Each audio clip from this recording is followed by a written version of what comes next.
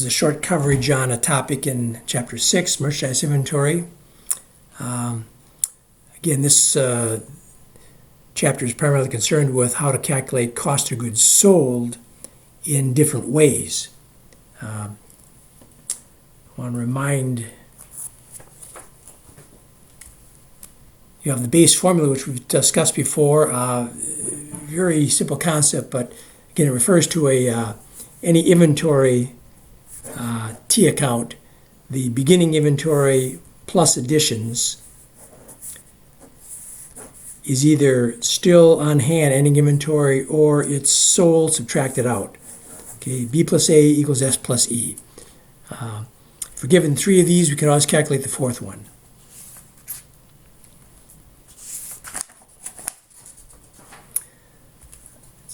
Let's use that in this example here.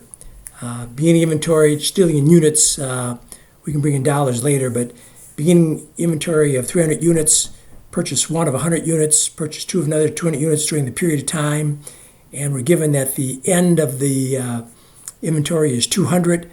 We can calculate cost units sold very quickly, adding up B plus A, beginning plus additions, so we've got a total of 600 in total.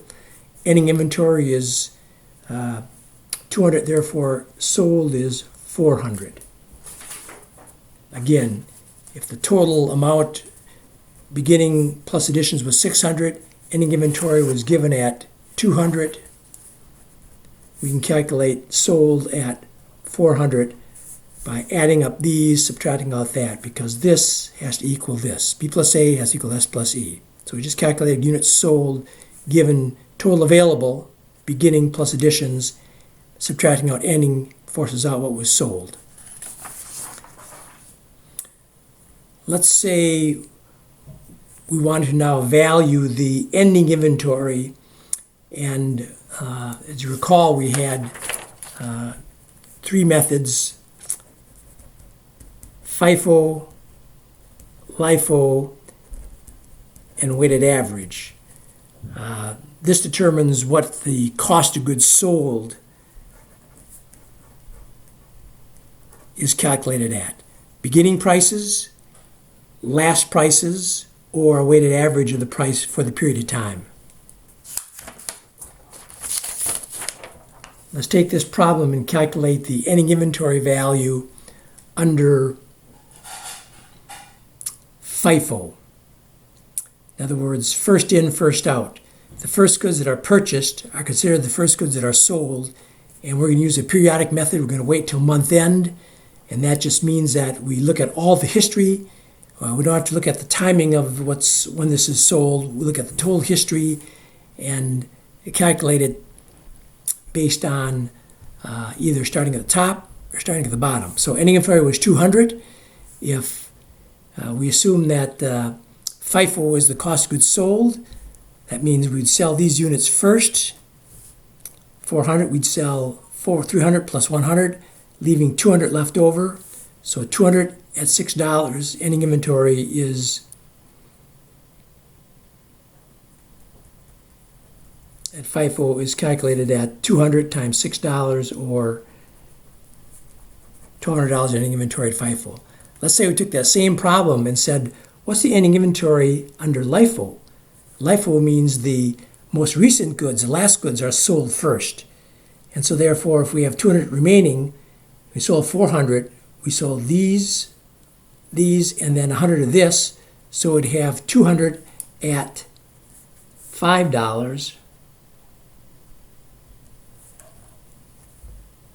or 1,000. Again, FIFO ending inventory, the first goods sold, the first in are sold, the last in inventory, so this was at $6 each.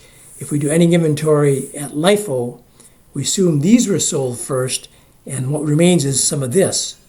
So 200 at $5 or 1,000. So be able to calculate ending inventory under both methods, be able to calculate cost of goods sold under both methods. Let's make a calculation of cost of goods sold under FIFO. 400 sold, first in, first out. So again, this is a cost of goods sold calculation. We'd say if 400 were sold in total. We start with the beginning, 300 at $5 each, sold. And then move down to this layer here, 100 at $5.50. Calculate those out, will give us our cost of goods sold under FIFO. Let's say we did the cost of goods sold under LIFO. Last in, first out. So the last goods purchased are sold first. So we'd have 200 at $6. And then we need another 200.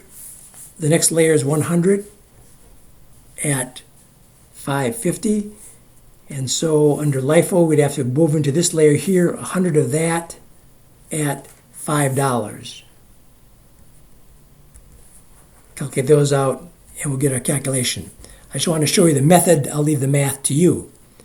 Again, cost of goods sold under LIFO uses the most recent costs first and goes up. Under FIFO, it starts with its top cost and goes down to determine cost of goods sold.